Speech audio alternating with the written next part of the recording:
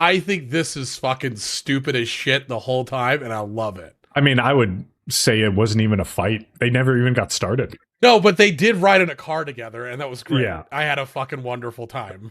They wanted a road trip, and Well, was they two didn't old want the guys road and a trip, baby. but they got a road trip. Yeah, and the baby's just like, what the fuck are we doing? It was just like The Hangover. The insanity of this makes me happy that these scenes exist. Hi, friends. Welcome to the Anime Book Club podcast. I'm your host, DJ Montague.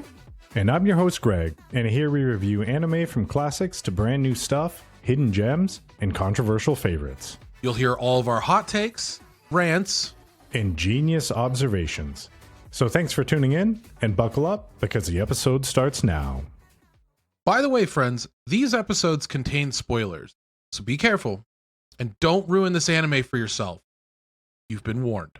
Every single time you hit that button, I'm like, oh my God, I have another story for Greg that I could tell him before we start recording.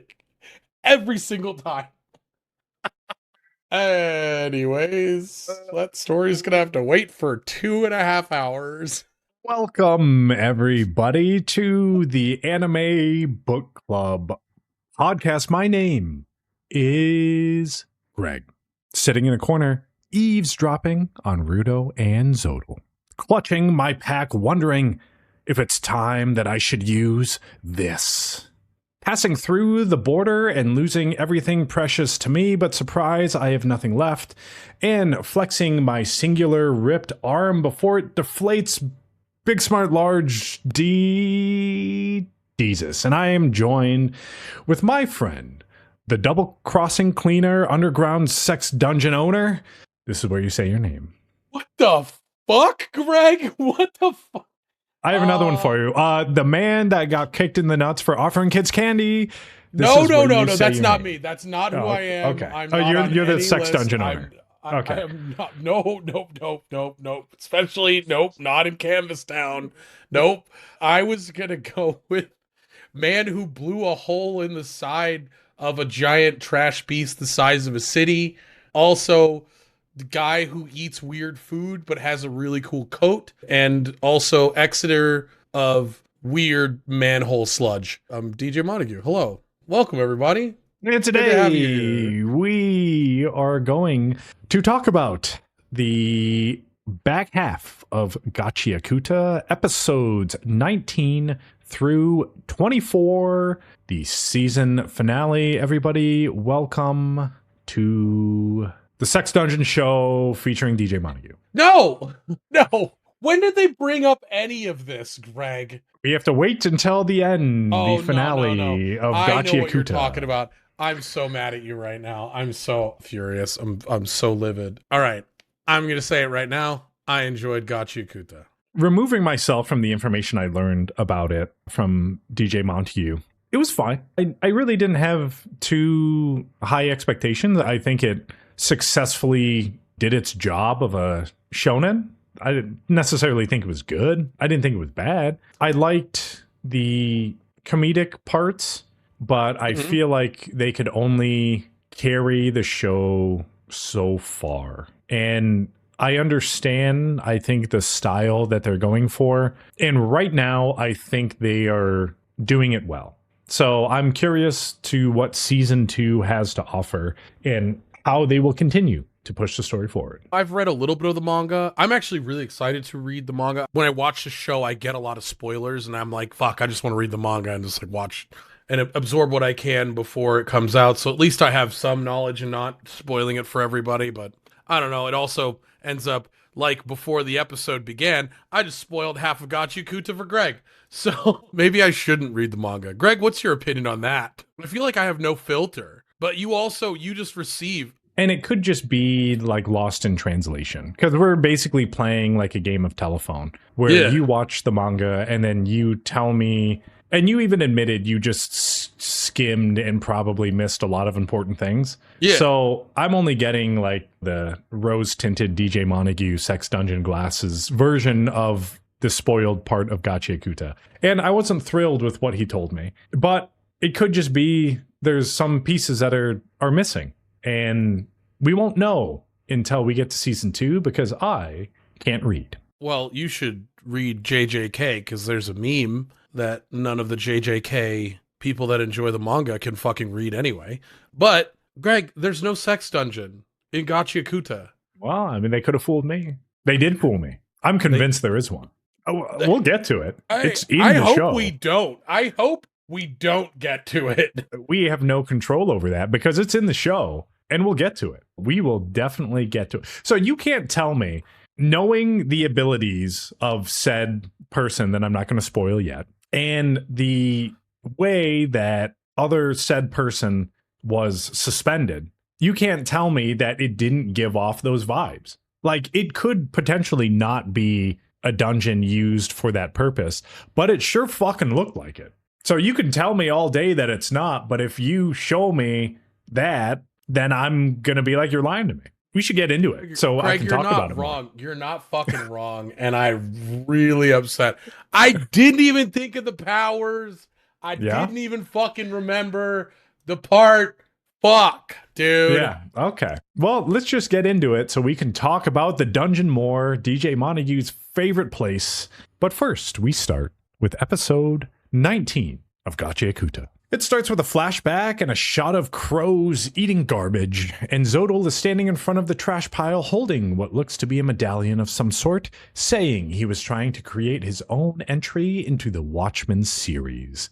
Back to the present, it reiterates Zodal giving up Amo's boots to the Trash Beast core, and is like, yeah, Rudo, you're pretty useless, and probably can't contribute to the plan at all, as Gita is still hiding behind a stalagmite. The heart unfurls and starts sticking tendrils into the walls, and Zodal says the Watchmen series has existed longer than any other vital instrument, and the power housed in them is immeasurable.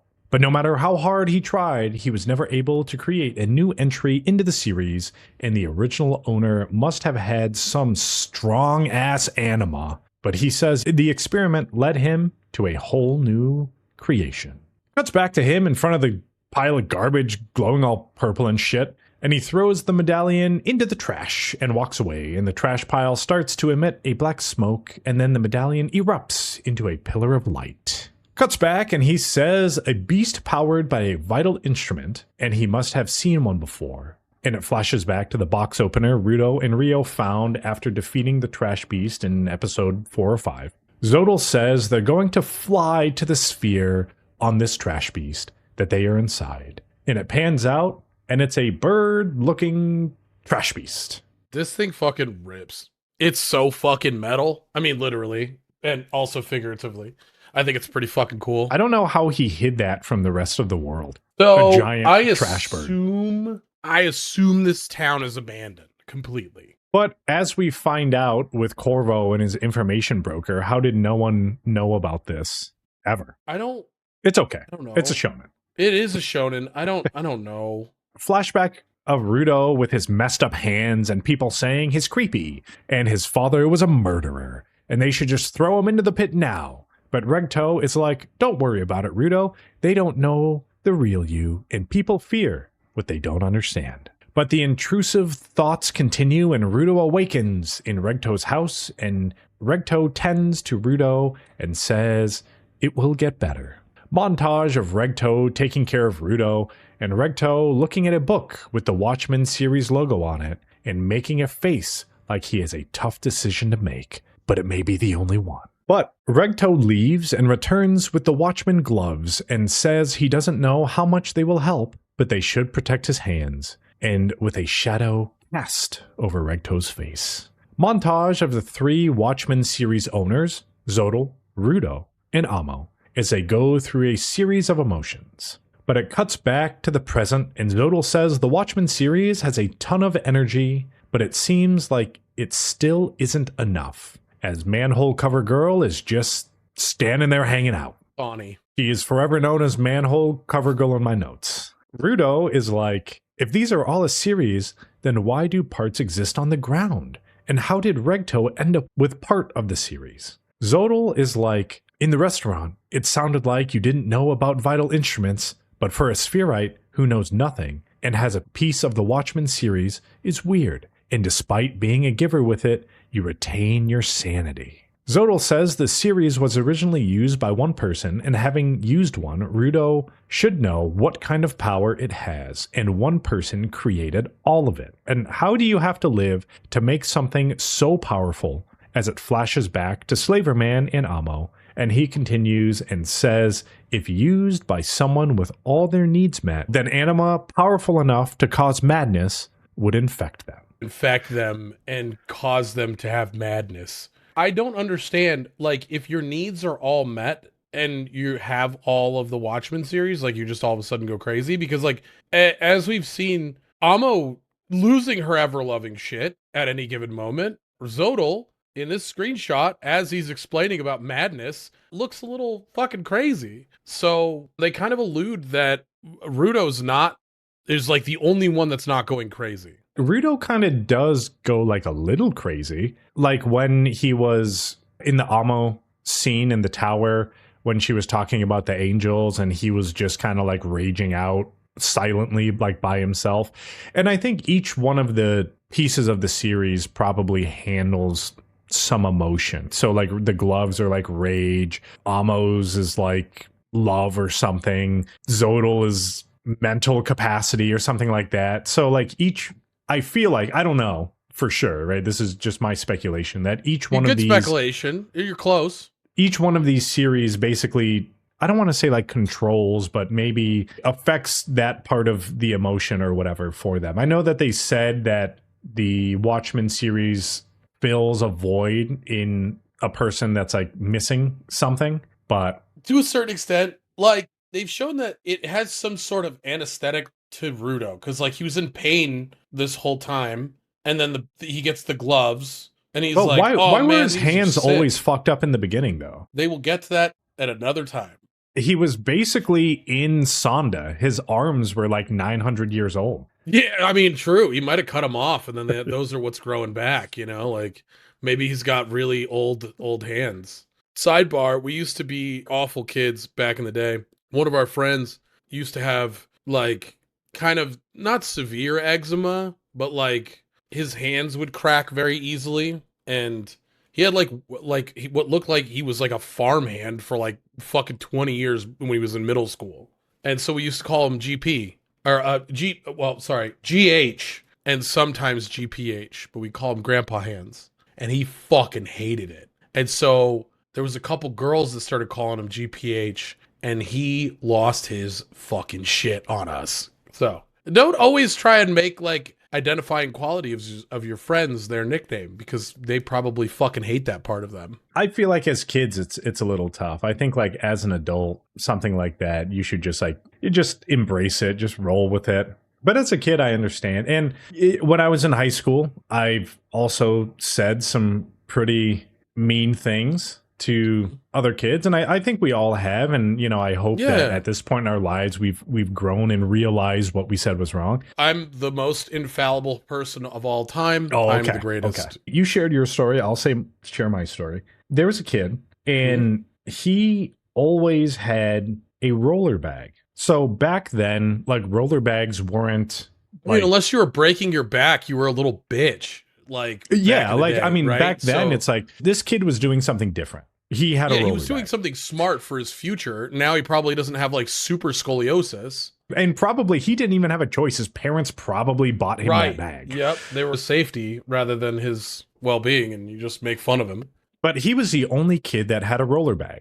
So I remember one day we would all like walk to school or ride our bikes to school like 5 miles or something like that. And then I remember one day I was watching him. I didn't give him this name, by the way. It was just a part of the problem and use of the name. Okay. But we were watching him as he was walking to school, and he had to like cross the street, but then there was gravel, because in Reno there's not a lot of grass because it's so hot. So it was like a gravel patch where grass would be. And then he dragged his roller bag over the gravel and like off the curb, and it was flopping everywhere and falling over and stuff. So we called him All Terrain because he was going off-road with his roller bag. Banger name though. What? And Like, I actually don't even know the kid's name. I would see him in the hall and I would just be like, all terrain. And I'm sure he was like, what the fuck are you talking about? Because I don't think I've ever talked to him normally in my entire life. But we just called him all terrain. And I realize now, like, how shitty it was. I'm sure the kid was cool. And if we just talked to him like a normal person, like, Yeah. who knows? We could have just been friends. But it was just left on that note where you just had this group of guys calling you all terrain because you had a roller backpack that you probably didn't choose. But then we were too dumb to have that wisdom to think about anything besides what was immediately in front of and what we thought was funny. Damn, all terrain is a fucking really good name though. I'm not gonna lie. I mean, it's better than Grandpa Hands, I'll say that. Yeah, for sure. Like, we were definitely absolute monsters, but all terrain's like not even that bad, you know. Like, I feel like it could have been a lot worse. It could have been like, he liked it. So no matter what it was, it could have been like Roller Bitch Boy. You know what I mean? Like it, but instead, dude, that guy's off-roading on all of the husks. He's ready to go wherever he needs to be. I hope he's doing great. I hope he's doing a lot better than we are. Yeah. But Rudo says he's had the gloves a long time, but never went crazy. And Zodal says they use the Watchmen series in the normal way, that they seem to have lost an important part of their humanity somewhere, as it flashes a short scene of what I assume is young Zodal standing alone in the desert. Zodal is like, why get down on yourself, Rudo? It's what allows us to access all this power, as he starts glowing purple. And he's like, aren't you curious what would happen if someone were to wear all the parts of the series? And to achieve his goal, he must know as the heart of the trash beast starts to come alive. Zodal says he's experimented and failed, but failure doesn't mean waste, and he's made Trash Beast using his failed Watchmen series entries as its core, and they evolved through offerings of other vital instruments, and everything has been an experiment to take down the sphere, including him approaching the cleaners in the restaurant, and he says they're going to ride this Trash Beast across the border, and they'll see who will live and die.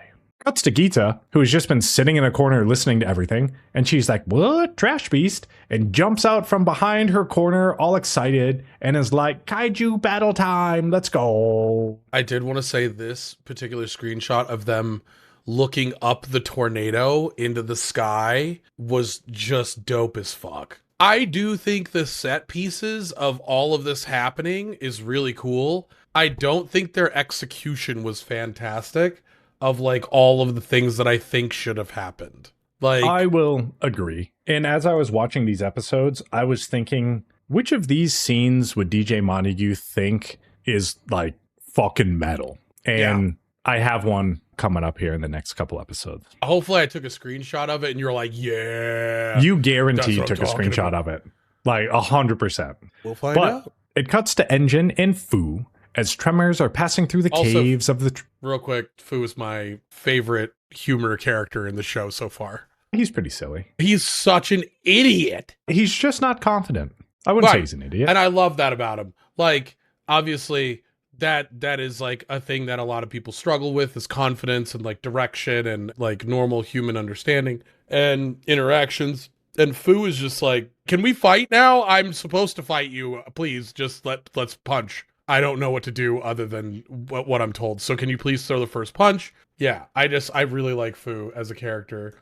He's not even like good or bad. He's just on the side that's willing to like teach him something. He got the worst matchup with Engine because Engine saw right through that and he just played the game. Yeah, he's just like, nah, dude, just you hang out over there. I'm gonna go over here. I'm gonna help my team. You figure out what you need to do. But it also works out because obviously we know Fu later on like kind of wants to meet up with Engine again. So this is good. I love this. But it cuts to Engine and Fu as tremors are passing through the caves of the Trash Beast, and Fu was like, damn, this is why I wanted you to attack me first, and Zodal is trying to push me along. And then Engine turns and leaves, and he's like, I gotta go find my team. Fu was like, no, don't go. I can totally take you. Here I go. And Engine just keeps walking and is trying to hold in laughter. And Fu says he can't do anything without being told to do it. And Zodal says that's a flaw of his, so please just hit me, man. Engine stops and is like, nah, I'm good. Not until I can figure out a way out and find the rest of my team. I won't be in any mood to fight. And Fu is like, if you hit a wall really hard with a vital instrument, you can probably get out. We're inside of a trash beast, man. Now hit me. And Engine is like, what the hell? We're in a trash beast. And Fu is like, do you feel like fighting now? And Engine is like, no, hell no. But it cuts to Boondis and Bro, and the ground is shaking. And Bro is like, dear, stop fidgeting. You're going to cause a natural disaster. And then I have a note here that says this makes sense in a second. Because just kind of initially, we don't know Deer's power yet. So it's just kind of like, well, that's a weird thing to say. But we understand it here in a second. Yeah. I did like understanding the power. We don't understand the power dynamic. It's very just, I love the minor storytelling in that. But yeah, no, I love this fight between all of them. I think this is fucking stupid as shit the whole time, and I love it. I mean, I would say it wasn't even a fight. They never even got started. No, but they did ride in a car together, and that was great. Yeah. I had a fucking wonderful time. They wanted a road trip. And well, they didn't want the road trip, but they got a road trip. Yeah. And the baby's just like, what the fuck are we doing? I thought this was fine. It was just like The Hangover. Yes. This whole non-traditional fight scene throughout like this show that we get like some shonen fight scenes, but we also get like the insanity of this. It makes me happy that these scenes exist. But Boondis is like, nah, man. Once we're in the sky, we'll all go past the border together, and the trash beast we're in is a vehicle to the sphere. Wait, you didn't realize? And you're a cleaner? And Bro has the same reaction as Engine, and then Deer goes vital instrument eyes. Cuts to Engine, and he's like, sorry, Fu, fighting humans isn't our specialty, and have you people forgotten who we are? Let's get to a cleaning. The trash beast gains sentience and then cuts to Bro and Deer, who vital instrument up, and Bro was like, you had me fooled, Boondis. I thought we were underground. And Bro was like, how are we okay without masks? I thought the bigger the trash beast, the more toxins they give off. Boondis says this one is special, and then thinks he wants to know why too, because he doesn't know. Bro grabs Deer with his bandana and then throws him at the wall, and Boondis is like, oh shit, is he gonna break through the wall? But Deer punches the wall with a little baby clap. Boondis is like, hey bro, even the cutest kid needs to be introduced to reality. He isn't going to break that shit. And Bro's like, nah man, trying to stop your child when they're on the verge of making progress is the real toxic behavior. Keep your ears open. When he does the little baby punch and it's just like the little like thump, but every time he throws a punch, he's like falls down a little bit and then punches again and he stops in the air. Right? So he's throwing a punch with enough force to stop downward momentum. So you could tell that he's strong. Like he's very, very strong, but he's not making any sort of impact yet. And then you start to hear like you should listen and like really embrace and cheer your kid on.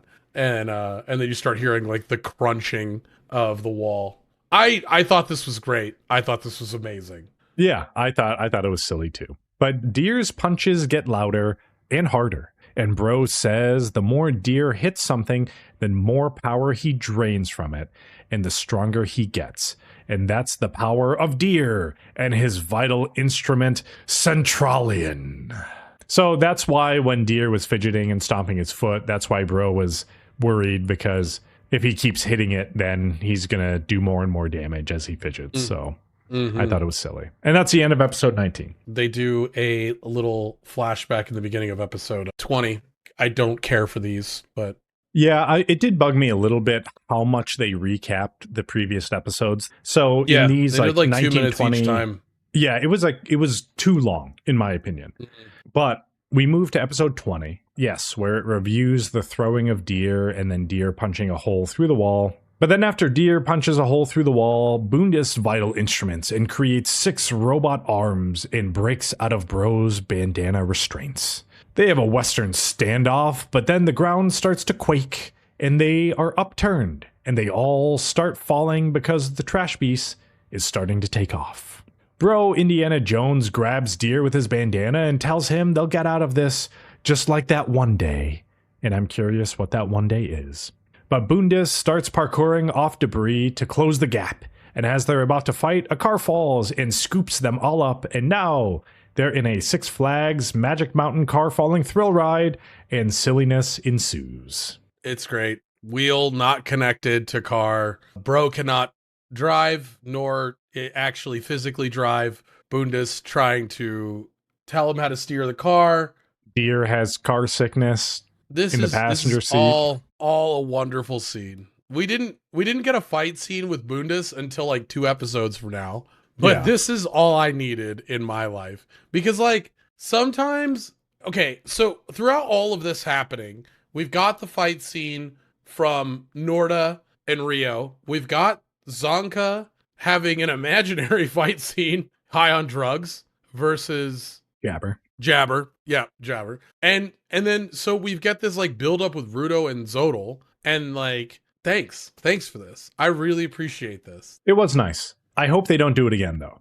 I hope they have a few more unhinged fights. I mean, I hope they have one every season. You know what I mean? I feel like this worked because of like the Bundes bro dynamic of both being old dudes, and they kind of connected when they first saw each other. Yeah, so that's why it worked. But like if Rudo and Zodal were in a car together, I don't think it would look anything like this. I don't think that's gonna happen. I do think they will have another one with Bro and Bundes.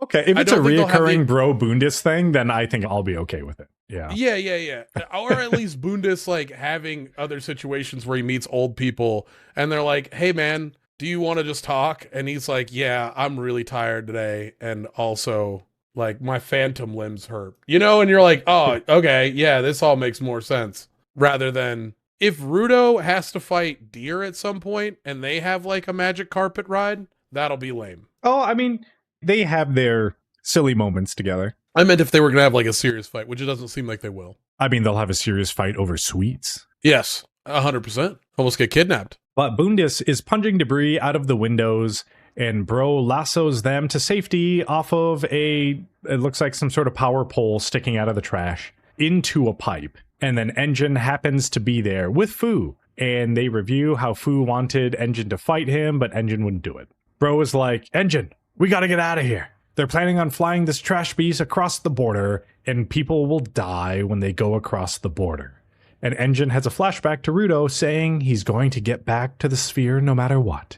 Engine says that this could be Rudo's ticket back, but they hear the chirping of their communication collars, and Semiyu has gotten through.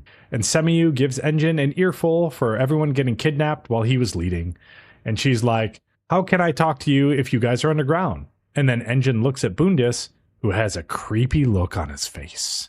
And Semiyu still can't get through to Rio or Rudo. Semiyu is like, "How are you going to connect with everyone when the chokers don't work?" And Engine says that the name Engine was given to him by someone he owes a big debt to. And in an old language, it means someone who connects people. The other supporters and cleaners are on the way to meet them, and Corvo's information broker told him everything out of the ordinary, so they were able to pinpoint their location. And that's what I was saying before. Like, how did that information broker not notice a giant-ass fucking eagle trash beast hanging out? I think they finally triangulated the location through the chokers, not through like learning about the trash beast existing. Because like obviously I don't think they were just like information brokering around an abandoned city and being like, "That looks like a giant trash beast that we should investigate, guys." But it cuts to the heart of the trash beast, and Zodal says that the trash storm comes once every 6 years, and today is the day. And this trash beast has the ability to ride the winds. He says he doesn't want to use Rudo as an offering, and he can get him back to the sphere faster than anyone else.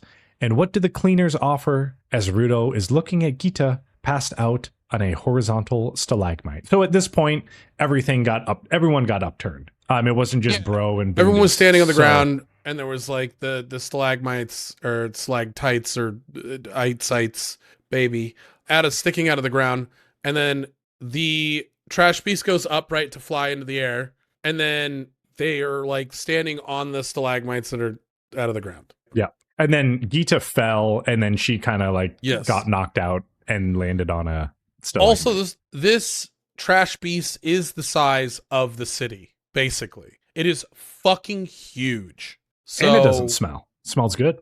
Well, maybe the inside doesn't smell. Best smelling trash beast on the ground. Yeah, right near the heart. Like it's like, nah, this smells great in here. It smells like what's my candle I have over there? Potpourri. Vanilla and rosemary or some shit. Oh, damn. Did you say curry? No, I said potpourri. Oh, I thought you were gonna say like, is it a curry candle? Like, Oh, insane? yeah. Is it the butter chicken curry candle? Have you lost your fucking mind, Gregory? No, What have the you? fuck? Yeah, apparently. He says the cleaners inherently undermine his goal, and if he wants to reach his goal, he needs to eliminate waste. But Rudo says he gave his gloves a name. It's a phrase people of the past said in the face of environmental issues to use things better, to reduce the amount of trash, and the leader of the cleaners taught him. And Rudo says the name is 3R. Reuse, recycle, renew? Reduce, reuse, recycle. Yes, yeah, Greg. yeah, okay, That is okay. 100% the joke they're making. Yes, yes. Killed me. What? Okay, when I did see that, I was like, there's no way. There's a way. They did it. They did it. Yeah. They fucking did. I wonder if it actually is, considering this is a Japanese show. I'm sure they have their version in Japanese of what the 3Rs are. I don't know if they pulled it straight from English. But Rudo says nothing is waste, including his meeting with Zodal. And he learned that he has what Zodal doesn't, which is a t-shirt from it-aesthetics.com, where Rudo saved 10% off of his order of not wasting by using promo code TABC10 at checkout or TABC5 for a $5 stacking coupon that he used at it-aesthetics.com, where he got a shirt just like the one that I'm wearing. And the one I'm wearing. So visit it-aesthetics.com and use promo code TABC10 for 10% off of your order, or TABC5 for stacking $5 off, just like Rudo. No waste. Greg, it does mean that. Nice, nice. It is a reference, and it is in the trivia section of Gachiakuta. Cool. So, yes, reduce, reuse, recycle, Greg. Cool. But does that make it better or worse? I assume that's what it was, and I think 3R is a weird name to give something, but no, I see what they were doing. It's okay. I mean, it's literally what his gloves do, right? Sure. He recycles the item, he reuses it because it's now fixed up and reusable. And then he reduces it to ash after he's done. Yes, he with reduces it to ash. It's fucking gone. But no, Rudo didn't say Zodal didn't have a t-shirt from it-aesthetics.com. He said he has what he doesn't. And then it flashes back to the cleaner crew. And Rudo tells Zodal he doesn't have friends. He is family. I'll ride with you, Toretto. Rudo says he was nothing to them. A garbage kid with nothing but anger. And he brought them danger being a spherite. But they treated him like him. And the only people to do so other than Regto. And he won't forget his anger or revenge, but those things aren't enough for him anymore, and he wants to live and have fun with his family. As he drops from his stalagmite and gives Zodal the gladiator thumbs down. Zodal isn't having any of it, and dashes down to Rudo, and tells him the next thing he'll experience is regret. And he's like, where's your team now? And then Engine busts out of the wall, and he's like, holla! Then after credits, it shows Jabber just chilling with his gunshot wounds, thinking about Bang Bang Braids Rio, and Manhole Girl just hanging out looking at him. And that's how episode 20 ends. Yeah. Cathani and Jabber, just whatever. I think they just did that to like wrap up that Jabber's not going to enter into this fight, which makes sense. No, I think they did it to circle back that Jabber's not dead, because he should be dead. But he should be dead. That's okay. He did get shot 9 times. Many men, many men wish death upon him. Dog, I don't cry no more. Don't look to the sky no more. Have mercy on me. I'm picking up what you're putting down. I get the Thank reference. you. When Engine busts through the wall and he's like, we're right here, is very shonen-esque, but it did make me happy. I like Engine as a character. I like Zonka as a character. They're my 2 faves right now. I'm like, how did he even hear the conversation? You're literally behind like a trash beast Dude, wall. he's literally 16 city blocks over, and he's like, so woo! And he just fucking jumps through the fucking wall, and it's the best. I love Engine. Maybe he didn't hear any of it, and then he just thought he that just that fucking would be, guessed, dude. Yeah.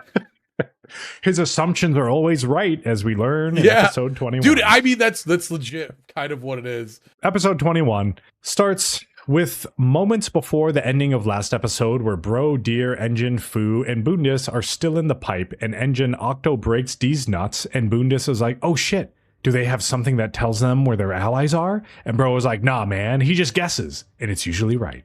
All the cleaners show up now while Zodal is just holding Rudo by the neck, but Rudo breaks out and he's like, the Trash Beast core is right there, and the cleaners are over here. Your experiment is over. But Zodal says they're going to cross the border, and he'll have his conclusion as it shows a shot of the Trash Beast taking off. Cuts to Engine, and he notices Rio's braids, and he's like, hey yo, you didn't kill anyone, did you?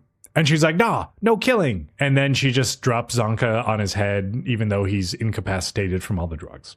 And also so poisoned that he's... Oh, real quick. I did think about Zonka on Sunday when I was out having a beverage. They have a drink at Rum Sugar Lime that has 151 in it right now called the Poison Dart Frog. And you are limited to only 2. You as a person cannot have more than 2. And that I drank about 75% of it, and I was like, ooh, toasty. The angle is changing, and Zodal is like, time attack time, sphere or death. And Rudo just runs past him and is like, we just need to stop this trash beast.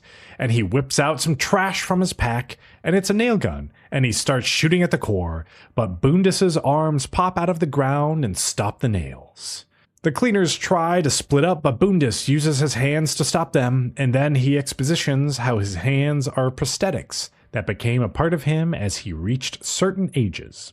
Cuts to Manhole Girl recovering Norde, and she sheds her hair clips and lets her hair down, and she's mad. Cuts back to Rudo trying to shoot the core, but Boondis is blocking, and Engine tries to break through, but Boondis uses his third hand he received when he was 20. But then Rio tries, and he uses his sixth hand that he received when he was 40.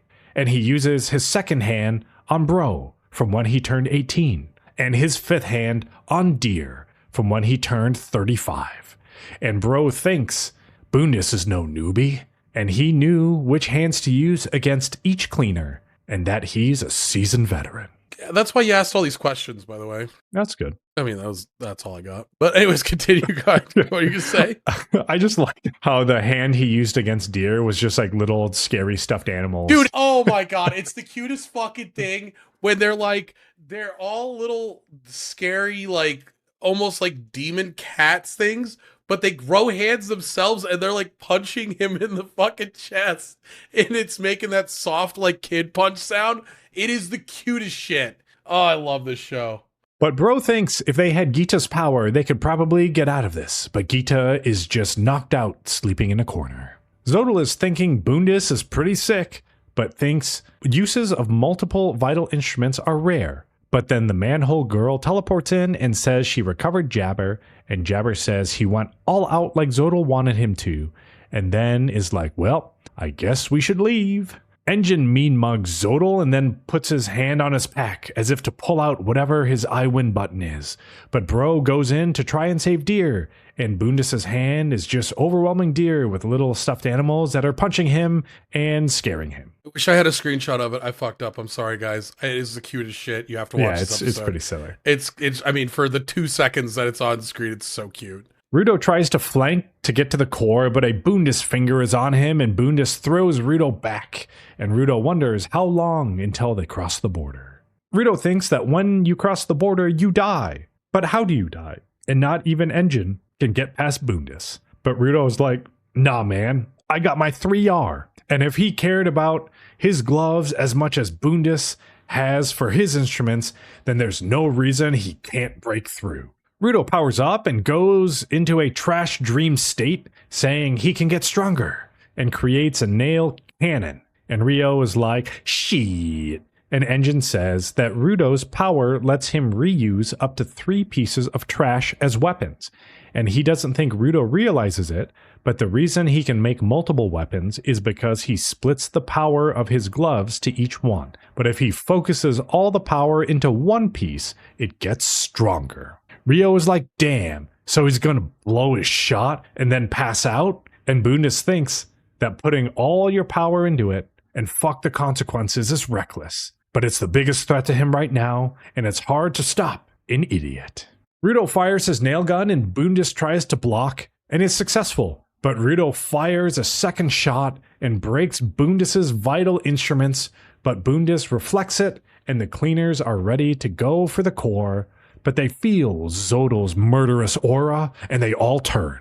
Cuts back to Rudo and a defeated Bundes, and they're both sad his vital instrument is broken, and Rudo's nail gun disintegrates, and Engine is like, man, Rudo, don't go projecting your empathy on other people's shit. Wait a second. So, like, this is the first time we've seen another giver's vital instrument be, like, completely obliterated. And Rudo has started to really get a lot of empathy, and he's like, dude, shit, I just fucking broke that guy's 6 prosthetic arms that he needs. Like, he's missing one. So, are you trying to remember if another person's vital instruments got so broken? when they fought Jabber for the first time and Gris got literally slashed and bled out for like 64 hours. Yeah, but it wasn't, he wasn't a vital instrument, though. But it was important to Gris. Even though Gris, got it out of a fucking gotcha canister for 99 cents. And so Rudo, from that point, was like, oh shit, I'm really sorry, and give you that thing back, right? Like, he had said that. And so you see Rudo gets empathy for Bundes right here, and you're like, I mean, even though he's your enemy right now, I would feel bad. It's like if you fucking like somebody's being a shitbag, and you're like, okay, I know the only way that this gets resolved is we fight. And then you just knock the person's jaw and just break their jaw. You're like, fuck, I kind of feel bad. I mean, I feel bad because, like, Bundes is like, I've had these arms ever since I was a child. Yeah, and you're a fucking ever since, and then now they're all gone. I fucking broke this guy's baby hand. He was fucking 6 years old, and he's learning how to use prosthetic arms. I fucking shot it with a fucking nail gun. Yeah, 65 years of Bundes' life is now gone, basically. Yeah. And he's just laying on the ground. He's like, fuck, dude. And then Rudo's like, shit, man. I mean, we could have just not done that, right? But Zodal is like, good shit, Bundes. And Bundes says, I didn't do shit. And he says he's given him an idea of his capabilities, and it's about time we leave. The trash beast ascends farther into the sky, and Zodal is like, I've ascertained the effectiveness of this trash beast and the raiders and the chokers and witnessed the powers of another Watchmen series entry, so I'm good. Bundes goes to leave with Zodal, and Rudo is like, hey, yo, what about your vital instrument? And then all the pieces just fly back into his shoulder armor, and Bundes says Rudo really values objects, and all of his arms integrate parts of the original he used, which is his shoulder piece, I assume. And he says it's the core of his vital instrument, and he said he can fix it. The Raiders get ready to leave, and Rudo is like, nah, man, fuck you. And Zodal is like, nah, we're leaving. You should have destroyed the core before another enthusiastic newbie showed up. And then Norde Lightning emerges out of the ground and says Rio's name. This shit was kind of dope, though. She looks really cool in this screenshot. This was the scene where I'm like, God damn it, Greg. Yeah, DJ Montague is going to be like, oh man, look, she's got like fire on her shoulders. I was thinking she's using too much of her power and she's burning herself alive, which is literally what she's doing, so. But when she emerged, I was like, DJ Montague's probably sitting there thinking like, oh man, this is so metal. I did think this was really cool. I was like, man, Norde's a cool character. I hope she doesn't die. Well, good for you because she doesn't. So it's everything. Nobody dies. Everything's fine. Norde's dead, dude. No, she's not. She's definitely dead. No, she is. She's not dead. Episode 22 starts with a kid sleeping in their bed in the trash storm raging outside the window. And he gets up and is like, damn, Dad, I think the trash storm is coming this way. And his dad gets up and he's like, nah, we good. We got this sick outer wall to protect us. But then an air conditioner flies by their window, and his dad is like, holy shit, trash made it in. And then it pans back to the trash whirlwind of Zodal's Trash Beast. Back to the inside of the Trash Beast, and Norde going full Quizzicatle, and Rio gets ready to rip the gat again. But then it cuts to Zodal, thinking her appearance has changed, and she's willing to affect them too. And then Zodal is like, okay, well, let's get out of here. And tells Rudo to watch and see what can be achieved by someone who has thrown away what's important to them. And he'll be back to get the Watchmen series. Rudo runs after them and is like, you haven't told me about Amo yet. And Bundes is like, damn, this dude doesn't know shit. And then they teleport away. And then I have a note here that says this makes sense at the end of the series. So we will circle back to this note after episode 24. Are you talking about like them leaving the boots there? No, I'm talking about Bundes saying that Rudis didn't know. Did I say Rudis? I meant about Bundes saying that Rudo doesn't know. Because Rudo's like, what about Amo? Like, where's Amo? What happened? And Bundes is like, damn, this kid didn't know. And then they leave. Well, I don't think Bundes knows where Amo is. I think Bundes knows full. I think all the Raiders know full well. I'll get into it. We got 2 That more character's episodes. not part of the Raiders, by the way. I think they were either working or exchanging information, and then that's how that shit works. I think you're right to a certain extent, but okay. Norde has a quick flashback to Zodal giving her the comb, and she's like, that's fine, I guess. I'm just your pawn, Zodal, and I'll give you all of my hair to make sure the cleaners can't escape. She casts Last Burst and electrocutes everyone in exchange for setting herself on fire, but then he hears a voice saying that he's shit. And Fu says, Master He! Master Yi! And it says it will take control now. And then he turns into a shocker. Whoa. Sick reference, Greg. That was hardcore. Damn. Shaka Demus, dude. Nice work. The trash beast continues to ascend, and Norde's hair continues to burn, and she continues her electric paralysis, and Rio realizes that Norde could only use her power in short bursts because it would burn, but now she doesn't care, and Rio thinks she should have killed her back then. But Rudo is clawing himself over to the core, but then the wall where Bundes deflected Rudo's nail starts to collapse, and it creates a vacuum, and Norde gets sucked out, and her bullet wounds are flaring up, and as she's flying out, she's like, look, Zodal, I'm doing it. She's floating outside of the trash beast now, which looks like purgatory between the ground and the border, and has a flashback to when Zodal first groomed her and gave her the comb, and there's a silent part where Zodal is saying stuff, and you can't tell what it is, and then she accepts the comb. Cuts back to the present, and she's like, damn, this border, it sure is beautiful. But then she sees a giant looming figure sitting in the air at the border. And through the reflection of her eyes, you can see its head unravel and expose the Watchmen series symbol. The screen turns gray, and she loses her vital instrument and thinks she has to tell Zodal, and says when you cross the border, everything precious to you gets stolen. And the border is the Watchmen. And then she gets, like, fucking head disintegrated. But I have a note here that says the reason Rudo probably could pass through the border is because he had a piece of the Watchmen series. So that's why when they dropped him into the pit, he didn't just fucking disintegrate and actually made it to the ground. And then my second note is Norde is fine, because we see her later on in the next episode.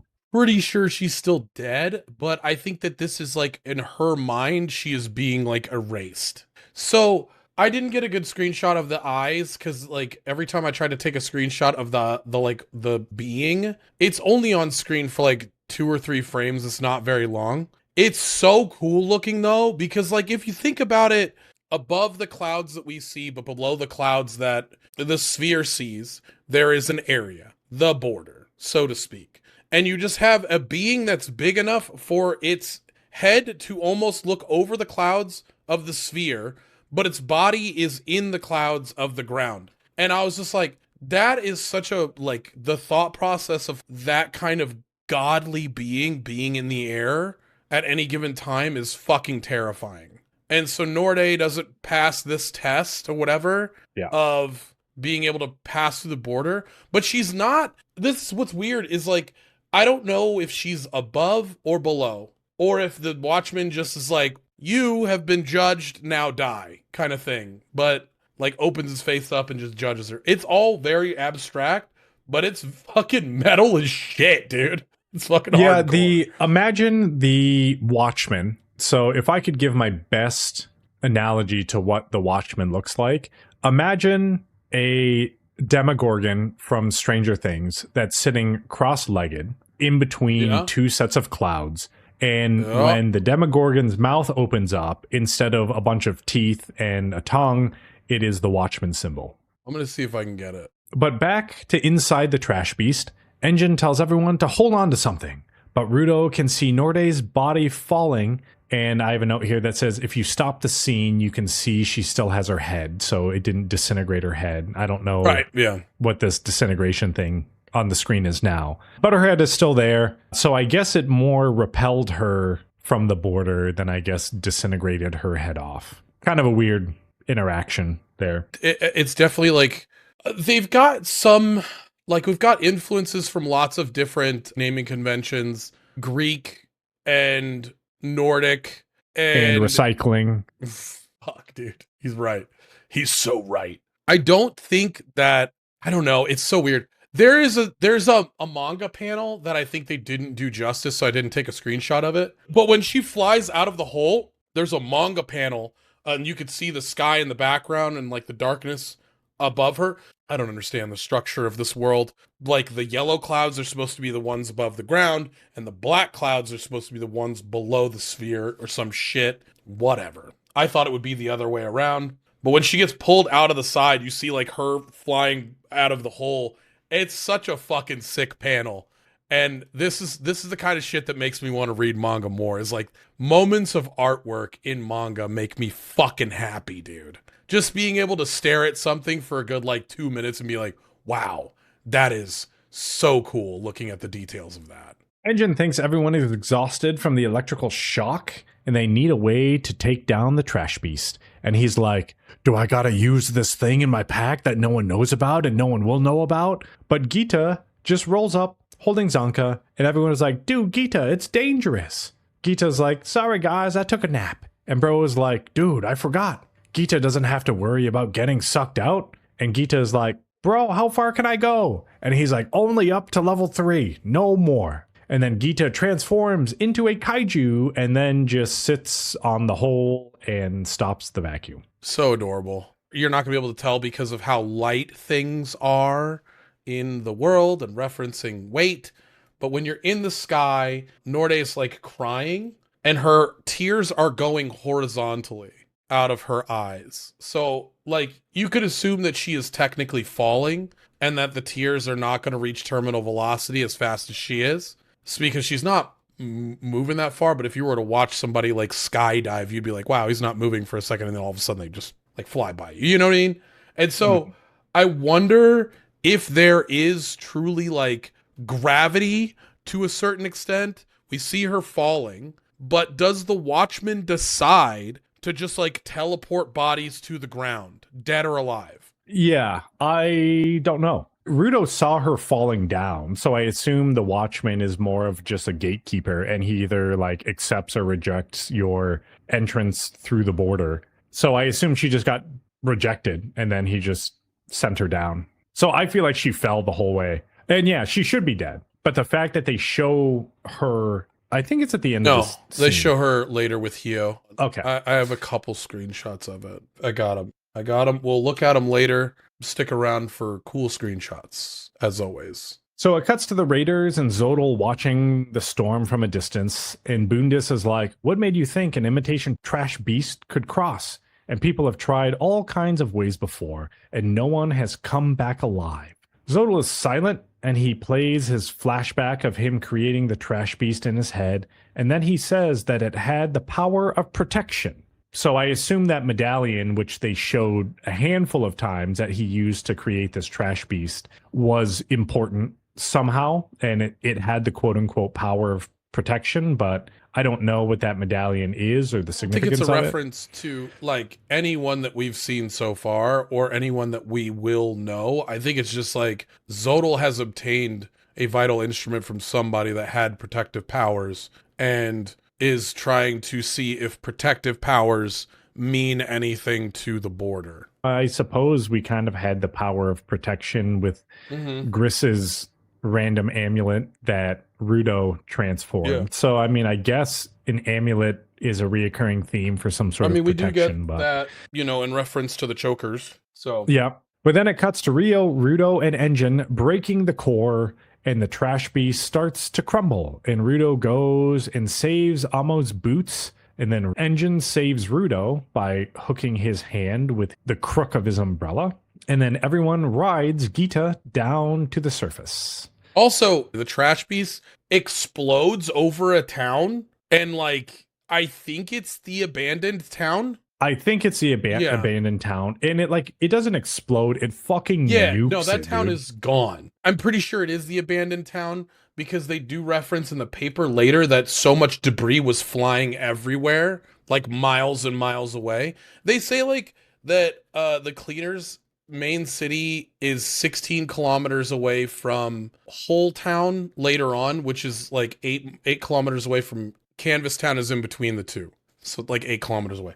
So you could assume that this town at least was 8 kilometers away from something, 4.7 miles? Because we're saying that this trash flew. They should also be dead too. Oh God, like if you're that close to blast that size, you're done. Gremlin spells don't save you from nukes. They only make your muscles big. But Gita is so soft and fluffy that it probably just there you go. There you go, Greg. Blast. He's learning. But Rudo says he never found out what happened to Amo and plays back his conversation with Zodal in his head and thinks about the Watchmen series. But the cavalry arrives in their Jeep Wranglers and Rudo calls Gris Big Brother. And that's the end of episode 22, but I have a theory here. And you can probably confirm or deny because you've skimmed the manga. Expert on all things Japan, apparently. Yeah, Japan and Gachiakuta. My theory is that Zodal is the masked flying dude. Sorry, Greg. Because when Regto in episode 21, after Rudo dropped from his stalagmite and then Zodal dashed down, he almost looked like he could fly. Oh. And as he grabbed Rudo by the throat, he grew a mask. And then the mask kind of crumbled after he caught up to Rudo. So without spoilers, it is not Zodal.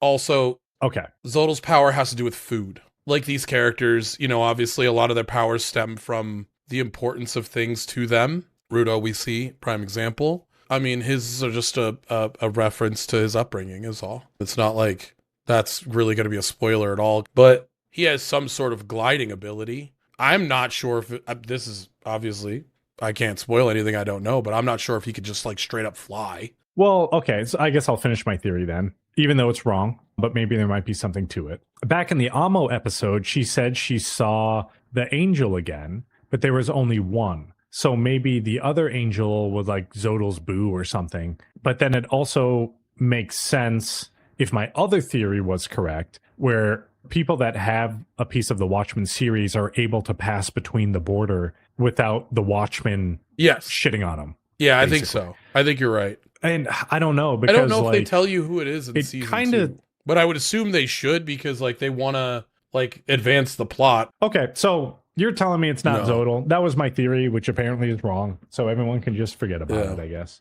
I forgot about the second person for a second there. That's with the angel. Oh, the second angel? I don't know. Yeah. Who that was. Well, we continue with episode 23, and it starts with aura shots of Engine, Rio, and Rudo going to attack the core of the giant trash beast. And Rudo pulls out what looks like a vital instrument, and he's like, oh shit, was this the core? And it's the fucking medallion or whatever.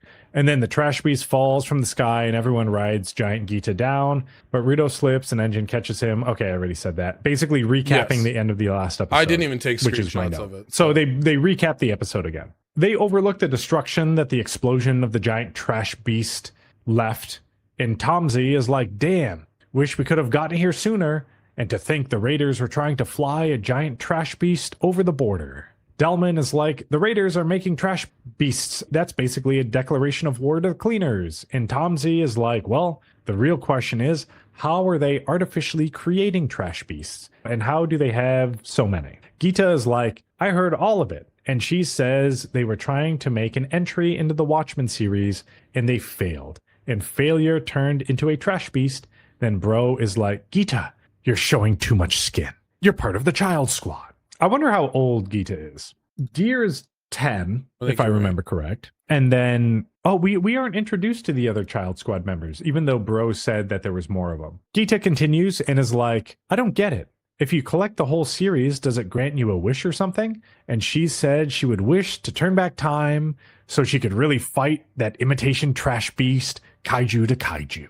Tomsy is like, make an entry into the Watchmen series. Well, there's a lot we don't know, so I guess we just keep an eye on He's 14. Raider activity. Okay. Rudo thinks he needs some fucking sugar in him, but for now, he wants to take in the safety that they have now. The cleaners are driving through a town, and there's a shot of a bottle floating in a waterway, and then a dude jumps out at the cleaner's Jeep Wrangler trying to do a fake insurance scam, and then they roll down the window, and all the cleaners are just bumping music with sunglasses on, and Engine says he knows a good doctor, one that can fix his messed up brain, and tells him to go see Alice, and then they speed off. So I don't know where that came from, where now they just have hats and sunglasses. And I needed this in my life. Engine's fucking tatted up with like oversized clothes, looking dope as shit. That's what I needed in my life, you know? And Rudo going, what are these glasses for? And nobody answering the fucking question. Delman is like, Engine, you got to learn to drive like Gris. And Engine is like, fuck no. That guy puts everyone to sleep. And after the Raider fight 2 days ago, everyone was sleeping except Rudo when Gris drove. Rudo was like, why the fuck do we even have sunglasses?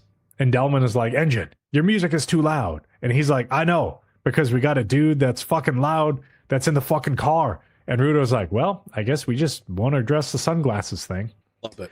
Back at Cleaner HQ, Rudo, Engine, Delman, and Folo are rolling through the halls, and August is like, hey, Rudo, your clothes are fucking fire, my man. The brand is Colosso, and you need to ask the maker of the clothes to tell you the meaning, and by the way, it's fucking me, and everyone is just ignoring August. So apparently August is a famous clothing designer. Yeah, not only a giver, but a famous clothing designer. He is style incarnate. I appreciate August. And he makes masks. Yeah. What an artist. August is like, man, are you fucks ignoring me? And Engine stops and is like, nah, Rudo is just too nervous right now for small talk.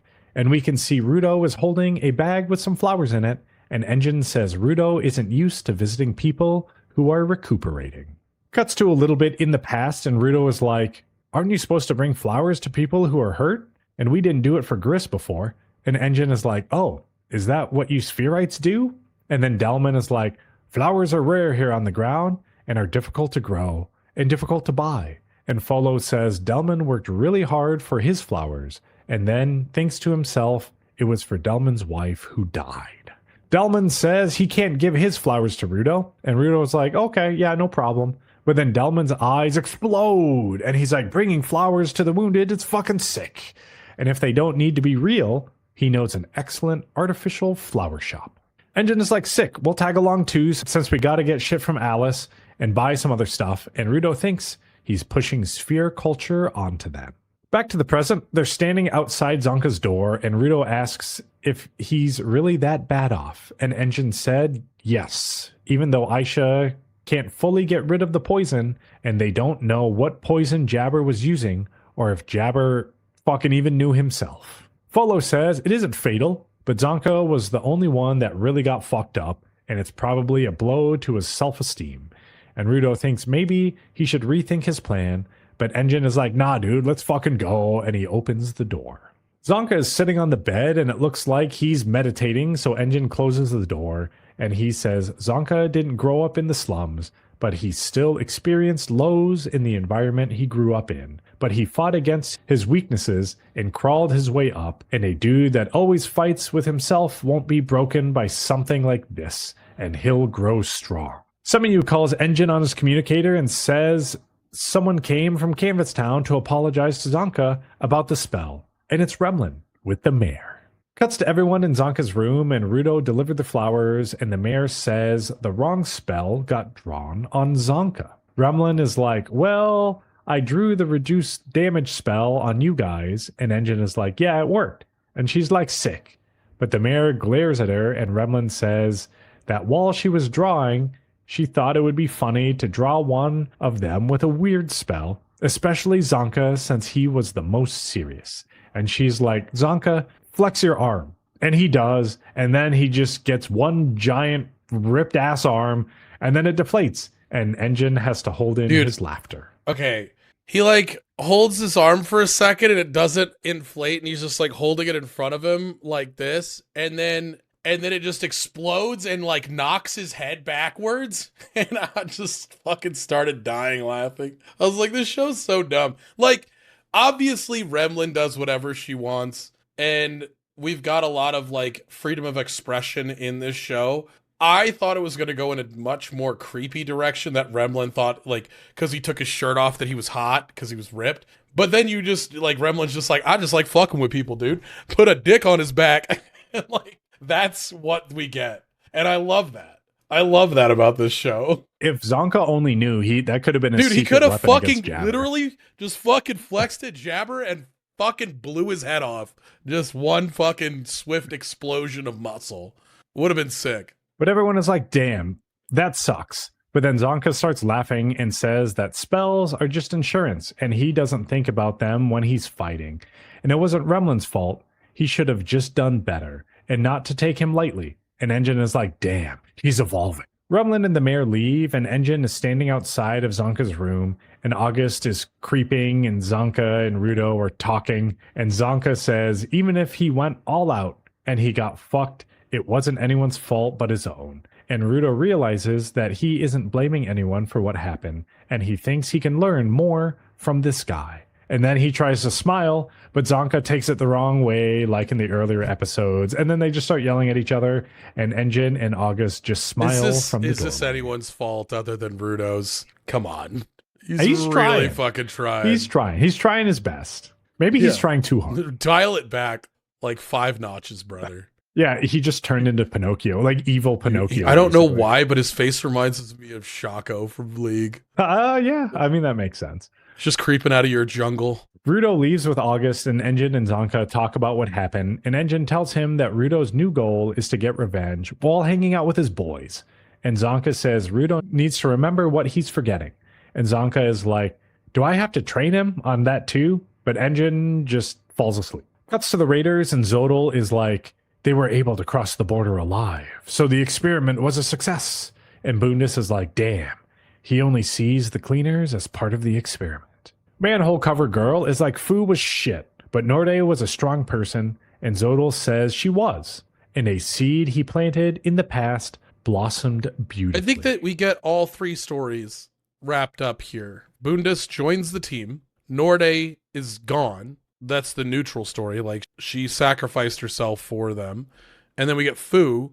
I don't think she's gone, but yeah. I do think she's gone. But I think Fu ends up joining the cleaners. And to see the different paths of how intense Zodal is, forcing people in all these different directions. Like, how impactful Zodal can be. I think it tells a story of, like, how bad of a leader Zodal is and how selfish he is. He's basically playing chess. Like, everyone to him is a pawn. Like, no one is important to Zodal as long as he gets the conclusions to his experiments, 100%. basically. And he's hyper intelligent, and he's like doing stuff that like nobody's really thinking of yet, like the creation of the trash beasts. But it doesn't mean he's a good person. Zodal tosses Bundus the Undertaker Canis Surbrek for his reward on his Raider promotion. And he's like, sick, I've been looking for this forever. And Manhole Girl is like, some sort of curio? And Zodal is like, look forward to you being part of the Raiders. As we learn later, the Cerebrek name is important. Last name is really important. In fact, the most important, and like half the reason we're watching the show. I still think Norde's alive, so. No, I don't think she's super dead. But like Undertaker Canis Cerebrek, like what is that? Of now that we know that we've watched the last episode, Greg, Rudo's last name is Cerebrek. I mean, cool. Who is this? Who is Canis Cerebrek, and what does he have to do with being why is he this famous and an Undertaker? Greg, do you know any Undertakers other than the Undertaker himself? You know what I mean? Like, are you like, is he like a super famous Undertaker that was just like, yeah, Gravedigger, fucking power bombing people from the top rope into the ground, dude? Like fucking ripping a clothesline and then just like knocking somebody off the sphere, and that's how he got famous. He's actually the Watchman, and he clotheslined Yeah, and that's why her Norde and head's sent her gone. back down. She was on the top of the cage, and he just Dude, clotheslined her. I'm in. Bundes is like, "What's my first mission, boss?" And Zodal says, "The chokers. They're created by a giver with enough power to relay messages through most of the ground. And there's a good chance they have a piece of the Watchmen series." And Bundes is like, "Sick. Find the dude making them. Got it." He then says if collecting the Watchmen series is his goal, should he have let the cleaners take the boots? And Zodal is like, "Yeah, it's fine. As long as we know where they are, we can take them back whenever we want." And then it cuts to Corvus with the Watchmen boots on his desk. And Zodal expositioning, he'll find the Watchmen series while it's showing shots of different characters. And I guess, yeah, this is where I said, and I guess Norde is still alive. She's And once so they get all the dead. series, they're heading to the sphere. I think Hio is just like, all right. No, I think she's good there. Dude, look at the cave. Look at the indent she made on that thing. I don't think she's doing good. Look how many times Jabber got shot. She got shot and then fell. Okay. She's fine. I think Norde's fine. The fact that they show her, the fact that they show her face down leads me to believe that she's dead. look at her. Hio She's just is taking a like, nap. what's up? This is what I came for. And then I don't know what she's doing, but why? What does she have anything to do with Norde? Other than being a strong woman. Maybe they were part of the Slaya clan. Maybe that's where she came from. And then she sees Norde because she knows Maybe her you're from the right, clan. and now I think Norde's alive. Shit. I think Norde's alive. No one has died yet besides Recto. So, Okay. and I guess whoever was at that abandoned city that the nuke went off on, I mean, they're probably all fucking dead. But okay, that's the end of episode 23. And here we go. Episode 24, the finale of Gachiakuta. And it starts with Rudo creeping on Remlin from a window while she's sitting out at the basketball courts. But then Zonka rolls up and Rudo is like, "Damn, man, you sure you should be up and about?" He's like, "I can't stay all cooped up. And it's weird having some other dude sleeping in the bed next to you." Meaning Engine, because Yeah. Engine fell asleep. I forgot this screenshot. This fucking aura farming of the Hellguard. I was like, this girl is gonna be so dope. This character, I'm so excited for her. Whoever she is, she's gonna be sick as fuck. She has the same name as the leader of the 7th Squadron in Chain Soldier. So I was expecting her to be just like that. Chain Soldier. Oh no, no. Well, maybe. We don't know yet. Nijiku, Kyoka Nijiku. She Yeah. looks cool. Zonka sees Remlin outside also, and he's like, "You want to go offer her support?" And Rudo's like, "Yeah, but I don't know if I'm the right person to do it." Zonka is like, "Well, first, you want to find Amo, don't you? And I don't really care about Amo, but you two seem to have resonated while in the desert. Enough to lash out at the raider dude when he brought her up." He continues and says he isn't saying he should search for Amo first, and he can tell Rudo doesn't know how to hold his hand out to others yet, so he should go learn. And then points to Remlin out the window and says, "Don't give me this shit about not being the right guy. If you want to help, you should just go do it." Good advice. He continues and says, "Even if you don't know how, you've seen a million examples of it done. And it's not like you can search for Amo yourself, so I'll help you when you want to go look for her." He tells Rudo to go talk to Remlin, and after he's practiced enough, maybe he can actually have fun with his team like he said he wanted to.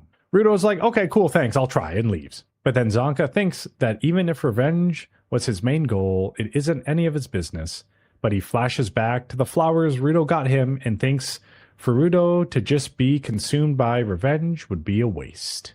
Remlin is sad on the benches, but Rudo comes up huffing and puffing with a cup of gamer sups that Rudo offered to Remlin, and he saved 10% off using promo code DJ Montague at checkout.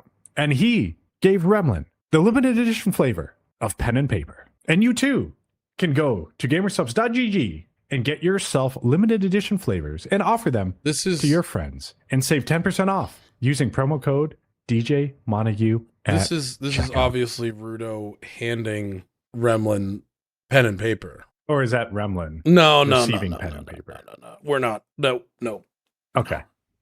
Okay, so, you know, they're both fucking weird, but mine's the worst one. Got it. Okay. No, I realized mine was, Oh, they're all weird. All right. Well, I'm sorry my segues these are just good. fucking I trash. appreciate them, Greg.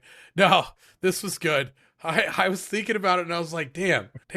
when like you could have went with Corvus when he gets the boots, and we already did like a boot smell version of. Yeah. So I was like, okay, Greg's switching it up this time. I appreciate that, Greg.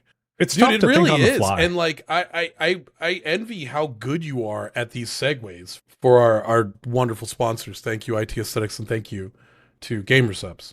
I just feel like Tanjiro from Demon Slayer. When I see that red thread of life, I just have to strike immediately.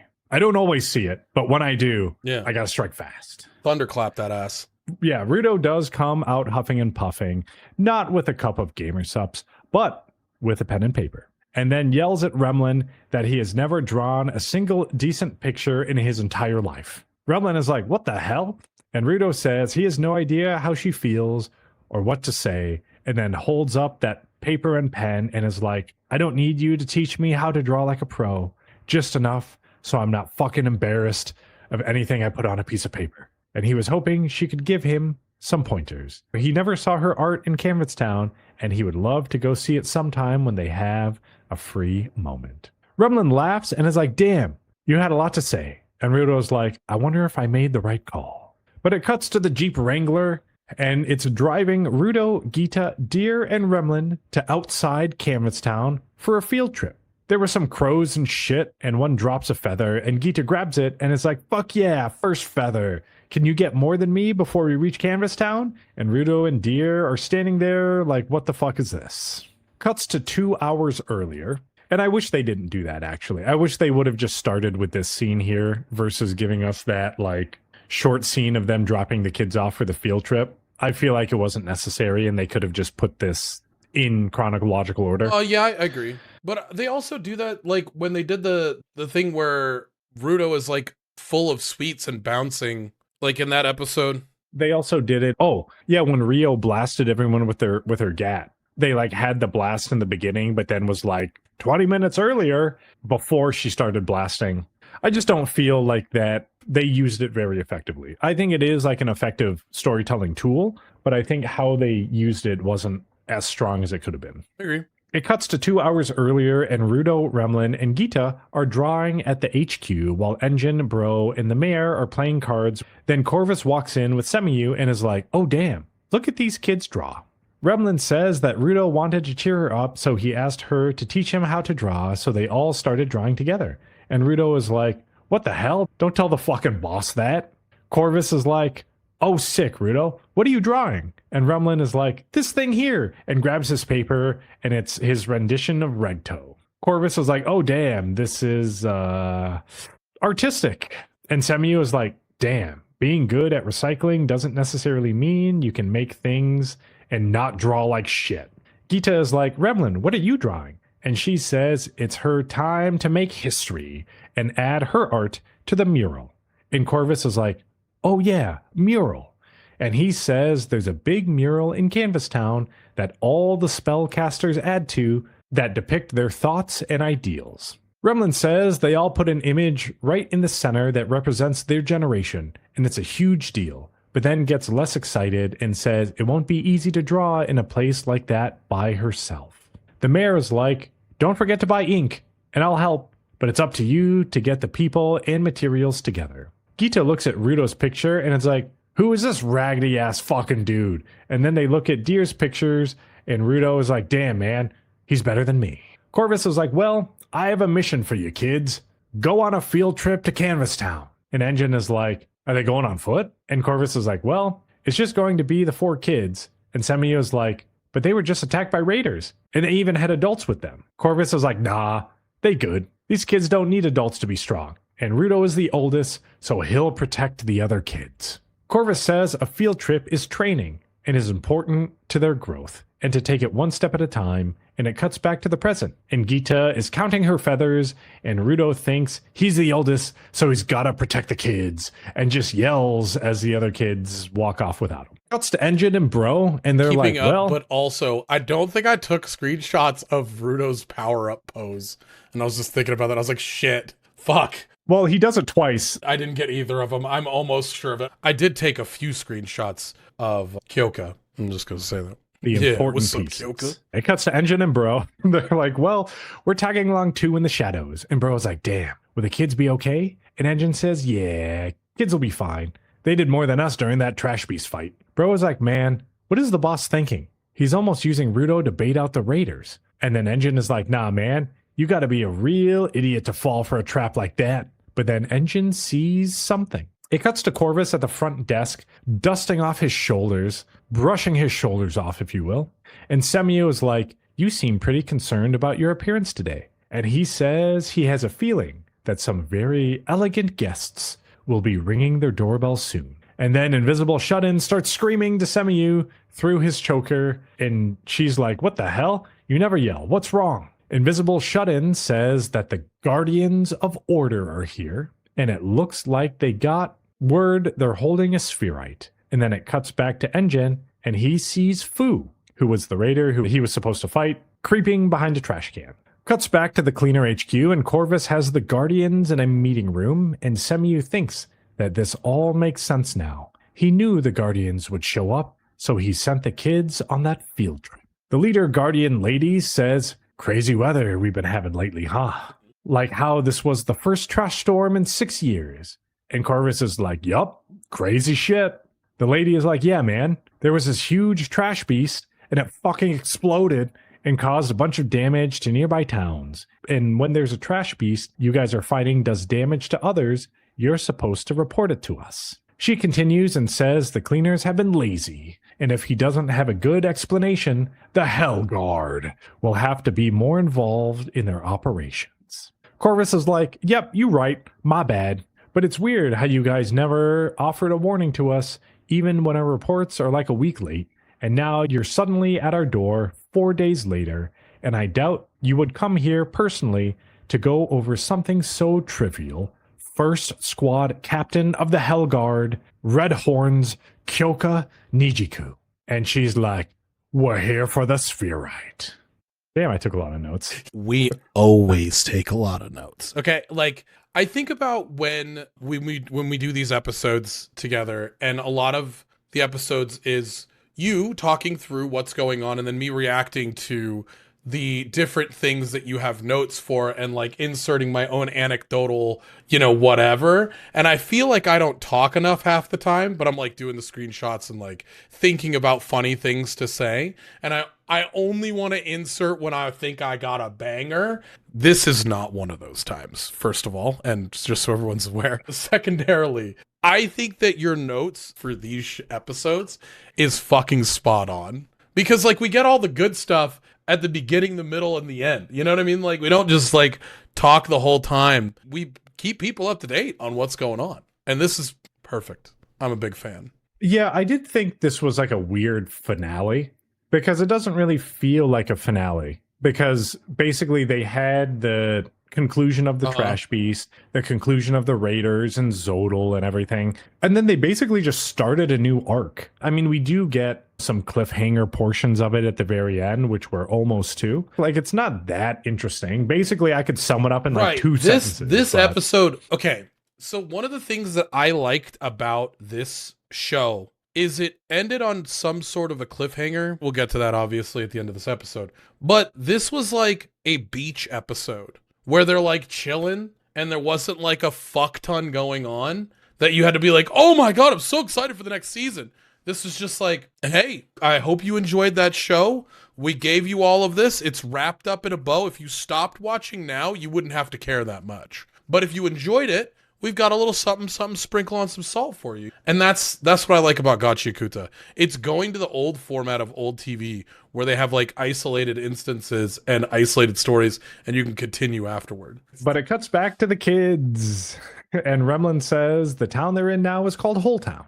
And it's famous for its ink, since some special oils come out of the ground and they process it into ink that keeps its color for a long, long time. But you got to be careful because Whole Town has a bunch of cool shit, so you can really get distracted. And kids here, without adults, are practically asking to get kidnapped. Then Deer and Gita walk off, and Rudo is like, I gotta protect, and powers up again. Gita is like, oh look, ice cream. And Rudo is like, fucking where? Give me all you got. Fu slides down a pipe and he's like, oh, look, those kids.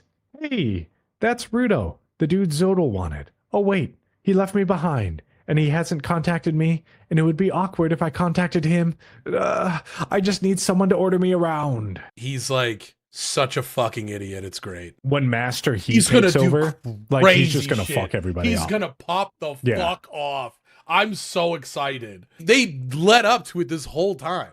They were like, literally, one of the strongest characters we've seen, Engine. Fu is slated to fight him and forced to fight him. So you know that Zodal was like, yeah, I know you'll be able to kill Engine. 100% chance. So I'm juiced. But I mean, Bundes basically fucked up. I mean, Engine Bundes too, fucked up everybody until Rudo double backshotted him in a backwater dungeon. You know what I mean? Oh, damn. Yeah. Yeah, that all happened. What happened, in fact? A voice is like, Fu, you're an idiot. And he pulls out a little doll thing, and he's like, you right, Master He.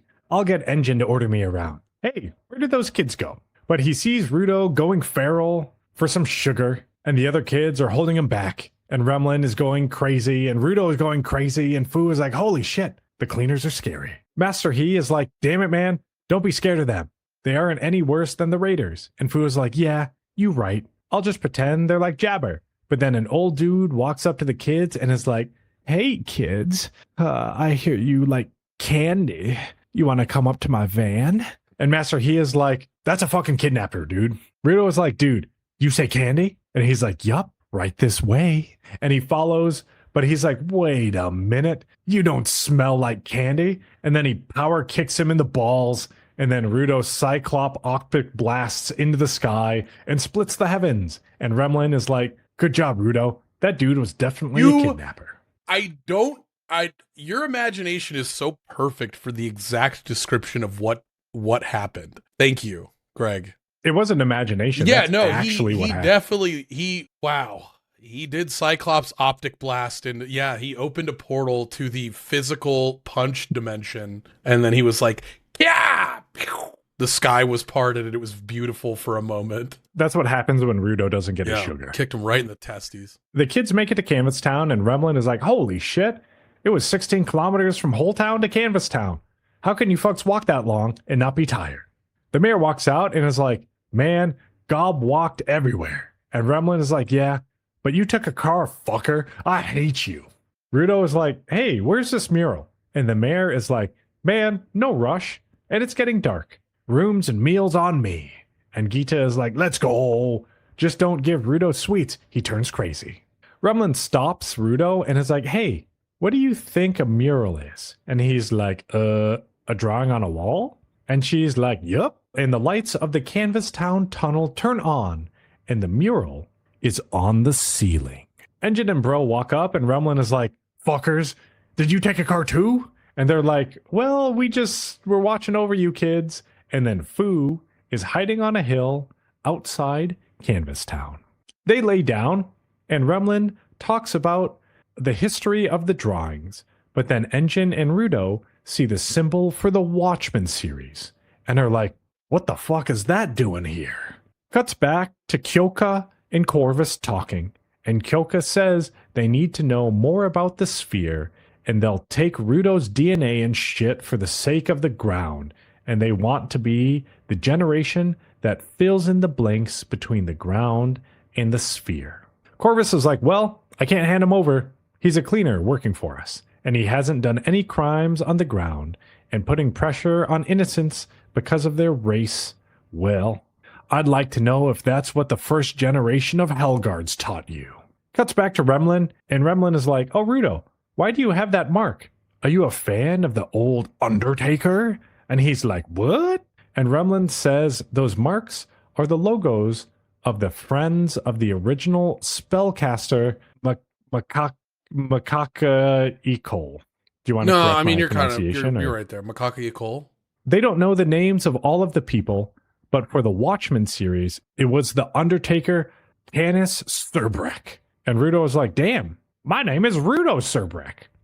After credits, we get a shot of Amo, who is chained up in a jail cell, suggestively. And we see Tomsy standing outside of the jail cell, smiling, thinking about his sex dungeon. Also, his hair's down, and you see like he's in crazy mode. Well, that's what I mean. It's like he just had to go with Amo in his sex dungeon because his hair's down. He's wearing like a silk nightie, smoking a Jesus cigarette, drinking a Christ, glass man. of wine. It was in the Yeah, show. I don't It's not. think that's what happened. I think Tomsy just, yeah. It sure looks like I it. get where you're going because he also has the yarn based thing, and he did tie her up at one point. I don't think that Tomsy sexually assaults her. I think that Tomsy is evil, and this is our first notion of such, but I don't. Maybe it's alluded to here definitely heavily, but I would like to think that he's evil in different ways, like he needed information, so he tied her up in jail. I have a note here that says this is probably what Boondis was talking about in episode 21, where Rudo doesn't know and Tomsy is working with the Raiders or communicating with them in some capacity. He's on every page of the list, for sure. But if we think back to the Amo episode, where after the cleaners leave, and then Amo goes back into her tower, and then she's like, no, don't do it. Don't do that. And then, we basically hear her scream. But then at the end of that episode, we see Jabber walking away. So it's kind of assumed that like, oh, Jabber did something. But now, if we assume Jabber did do something, Tomsy has her now. So either Tomsy was working with Jabber to kidnap Amo, or either Jabber didn't do shit and he's like just in the desert without a mask on, just fucking chilling. And then Tomsy was the one that actually came in and kidnapped her. But it's weird because Tomsy left with the cleaners after that episode anyway. So I would like to think that it was the Raiders that kidnapped Amo for Tomsy. I think Jabber stole her boots. And that's what she was like, not again, because dude was trying to steal her boots, right? Secondarily, I think completely separately, Tomsy goes back when they all get ready to go on this mission. Because all this happens over the course of like a week, right? This isn't like this was months ago. Like, Jabber goes there like the next day and steals her boots. And then gives the boots to Zodal. And they prep for the mission. Tomsy then goes back separately, steals her, and gets like the information that he needs and currently has her like potentially, I don't know, under the fucking base, the fucking cleaner base. And then they go on the mission and or they get kidnapped technically all by Zodal and go into the trash beast.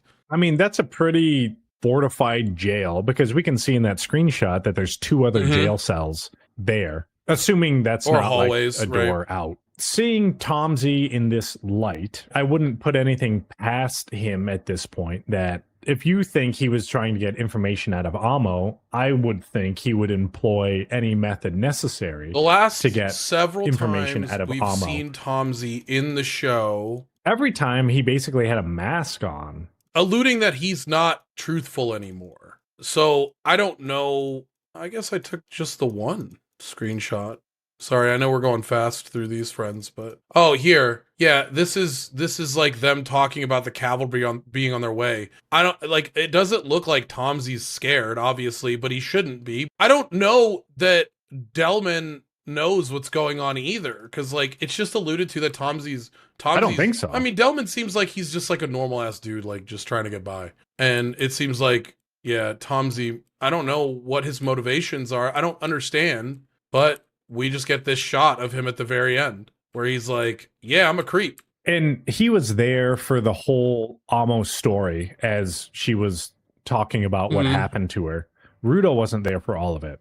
So I'm just assuming that if Tomsy's a giant jerk, then he knows Amo's history. He knows what she's been through. So for him to use that to his advantage, I wouldn't put that past him at all. No. So that's the end of Gachiakuta. That's the end of episode 24, the finale of the season that took up 2 cours, I think, is the proper terminology. I just say seasons because I feel like it's a more natural word to say. But yeah, so season 2 has already been announced for Gachiakuta. So now we are just waiting on that. So we will get more Gachiakuta in the future. We have 2 screenshots that I took while we were recording this episode, friends, and so we will see them right here. This is a really awesome image for me in my enjoyment of like just the locations of things. Like you have the trash beast that symbolizes a mountain, Norde's fall from the mountain. The Watchman symbolizing like godhood or judgment. Obviously, it is judging her and her falling to the clouds to fucking die. But yeah, I agree with Greg. She's probably fine now that I think about it more. But like, this is the moment we see this judgment for the first time in this story, and that shit looks hard as fuck. Could you imagine like the amount of fucking pants shitting fear you would feel just seeing like a humanoid thing? What if that thing had to shit? I mean, what if it's shitting all of the trash? It could be eating the trash that is coming from the sphere and then pooping it out. There's some information I need to find out right now. Does he move, or does he just sit in that exact location, and I no don't know. matter any part of the border you enter is his domain? Like, you couldn't go like 100 miles to the south and then go up and he would still see you. But as you look stuff up, more or less, I mean, yeah, that's Gachiakuta. I don't think I have too much else to add that we haven't already talked about during the review here. So I'll just kind of go into my rating, and I don't think it'll be as bad as DJ Montague thinks it'll be. I think you gave it a 6. Oh, okay. Well, I gave it a 7 in total. Oh, Greg. Well, it's because they had good things, right? And like, the only rating that I can like really ding points on it is kind of like my own personal feelings about it. Well, I did ding points on the story, but animation was good. They took a different style, kind of that Chicano Latin style that you don't see in anime at all. I can't think of really like any poorly animated parts of the show. So, I mean, like, the animation was really good, whether I like the show or not. The character development was good as well. There was development, there was growth. This wasn't like a Sonda situation where I felt like nothing happened with the characters, really. That got pretty high marks in terms of character development as well. Story, I only gave a 6 because I feel like they kind of squandered storytelling time. And some of the storytelling devices that they used, like the show the future, cut back 2 hours prior, and then retell the story or whatever, I didn't think was very strong. I felt like the fight scenes, not that they were bad, but they took up a lot of time, which I felt like wasn't necessary. The exposition of Jabber's powers like 3 times. Some stuff that they didn't wrap up. I mean, like the whole like Rudo thing that they kind of dropped in there. And is this something? Is it not? Like, I don't know. So all of those things took the story score down for me. And then my personal feelings is like, yeah, I thought it was okay. I thought it was above average. So that's how it ended up with a 7, and I'd say a 7 is a pretty strong end ranking for me to give.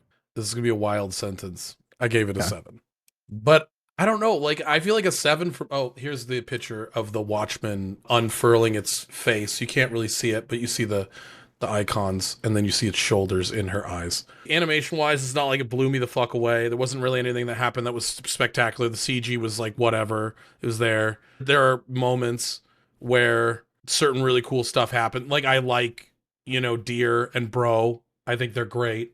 I don't think Norde's a great character. I think Norde's fine. Norde's like shitty Wonder Woman. The Amazonians warrior princess type thing. Yeah. That's built up to be this type of person. Like, I just don't. Whatever. Okay, we've told that story a lot, and I like it for this area, but I like Rio as a character more. But I think the characters, they do evolve. I would give that probably the best score, is that the evolution of characters. You see Rudo actually evolve from moment 1 to moment 24. He has a lot of growth. And yeah, I feel like a 7's a really good sticking point for this show. Now, where it goes from here, it could go way higher. The storyline itself, talking about the dynamic between all of the parties that are involved, being basically the slave force, and then the next up being like the slaves of the sphere and the spherites themselves and their hierarchy and all of that, and like basically people being treated like absolute garbage, and how they come together to try and fight against a higher power to a certain extent, or defy the gods almost, or defy the things that they've been dealt, the hand that they've been dealt. I like that story. But then again, like, stuff for like JJK where you have that in micro moments where you have the Yuji to Kenjaku, like how do they get involved? What does their storyline look like? The Gojos and Sukunas of the world that are incredibly powerful. We don't have really any of that here yet, at least. There's a lot of room in Gachiakuta to have some really cool storylines that could be very gripping. I think it does have potential, and it's something Yeah. I will watch. Not reluctantly, I will watch with an open mind and the expectation that they're going to close out a couple of the other story elements that they introduced, or at least flesh them out a little bit more. I guess if you're into shonen, I think you would like this. I mean, I could recommend this to any shonen watcher. If you are into like a more unique kind of like metal grunge style, Oh, that's that what you I don't should have brought up. see in a lot of Yeah, animes. aesthetically, I love this show. I love the references to modern fashion, the oversized clothing. Like, literally, Zonka's whole outfit in the very end, I would buy right now and wear all the fucking time. It goes so hard.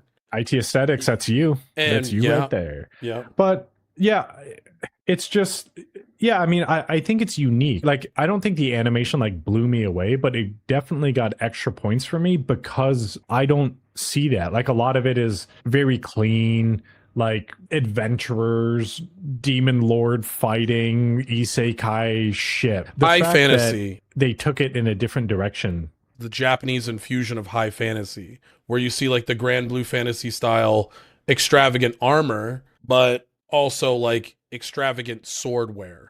But like with the weapons they use in this, everything is unconventional. Yeah. Zonka's weapon being a reference to like old monks, his outfit is just like everything that he does has that like almost kind of antiquated style, bringing it forward into what people would wear today. I love that. Engine's clothing is fucking sick. I think Rudo looks sick in his new outfit too. Like, I just think that they did a fantastic job of capturing current era fashion and bringing it to a manga like that. Because like if you look at the characters and Don't forget dermal and piercings. dermals and tattoos, that's not something that gets shown a lot. Like Yeah. Engine's tattoos make me want to go get fucking head to toe tatted today. That style to me is so like Engine as a character is so cool to me. The way that he's evolving, learning about him, like that's the stuff I really enjoy, and I hope they continue in that direction.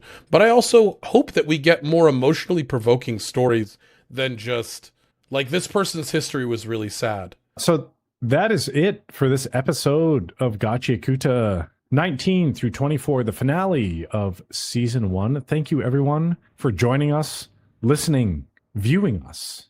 And you can do that by visiting theanimebookclub.com or going to Spotify, Apple Podcasts, YouTube, or anywhere that you listen to podcasts and look up the Anime Book Club podcast. You will find us. And you can find us on the Instagram, also at the Anime Book Club podcast. IT Aesthetics for cool, wearable anime streetwear.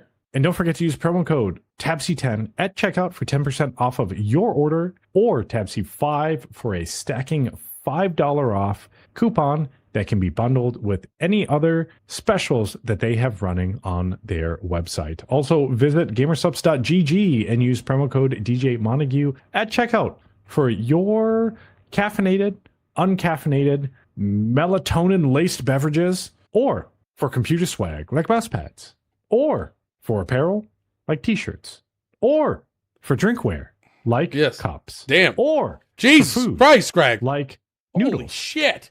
That was everything. Noodles, soups. I think they got some other fucking snacks up there too. If you don't want to use a shaker cup and shake your own shit, they have cans that you Dude. can get carbonated gamer sups straight out of the can, and then you can just throw that shit away, and then Recycle Rudo it. will turn it into a nail gun and shoot you in the face. Yes.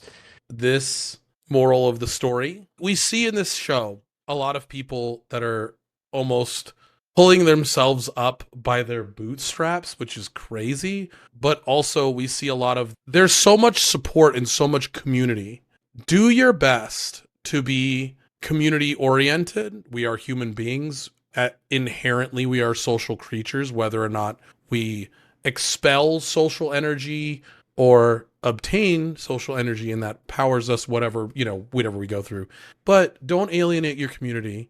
Be kind to others that you share interests with, like Zonka telling Rudo, if he wants to learn to draw, go cheer someone up and go learn to draw, because that might just help somebody's day become a little bit better by just wanting to teach you how to draw big ass titties on your anime girl that you're drawing. I don't know, but engage with the community. The people around you like you for who you are, and they want to be around you, and they want more from you. That's my moral of the story. Anything else you have to add, Greg? Yeah, and try not to smile all fucked up, because it might have the opposite I effect. gotta go get that screenshot before we run away. I think it's time for DJ Montague to tell you what time it is. We love and appreciate you all. Thank you so much for hanging out with us. No, now, Greg, you tell him goodbye. You tell him goodbye. No, you Okay, tell goodbye, him. and then you tell him. Okay. All right, you go first. Who's on first, Greg? We're not doing this now. Goodbye. Now your turn. Goodbye. Thank you, friends, for checking out the Anime Book Club podcast. We hope you enjoyed the episode. And if you don't want to miss the next one, follow us on the socials where we announce new episodes, content, and other cool stuff.